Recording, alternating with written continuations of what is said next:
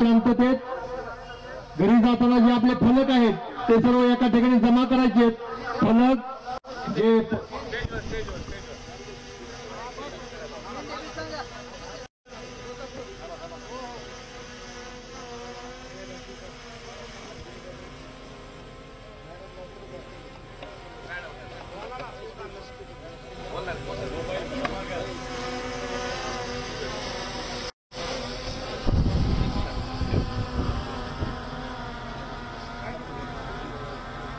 दोन मिनिट आपण व्यक्त व्हावं।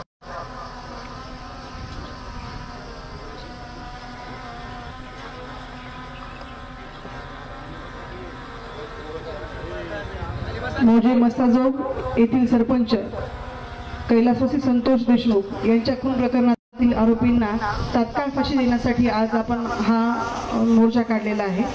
या निवेदनामध्ये आपण एकूण 7 मागण्या प्रशासनाकडे दिलेल्या आहेत। या सर्व मागण्यांची तात्काळ दखल घेण्याबाबत तहसील कार्यालयाच्या वतीने प्रशासनास ताबडतोब आता आम्ही निवेदन फॉरवर्ड करत आहोत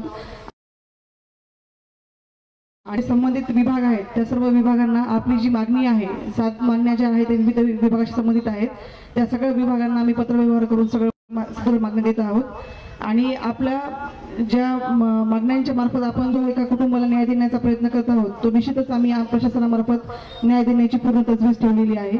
आजचा हा जो मोर्चा आहे कुठल्याही प्रकारचा गालबोट न लागता कुठल्याही प्रकारचा अनुचित प्रकार न घडता जो आपण आजचा मोर्चा काढलेला आहे प्रशासनास सहकार्य केलेलं आहे त्याबाबत सर्व रेणापूर प्रशासनाच्या वतीने आयोजकांचे खूप खूप धन्यवाद आणि आपलं हे निवेदन मी तात्काळ फॉरवर्ड करत आहे। धन्यवाद।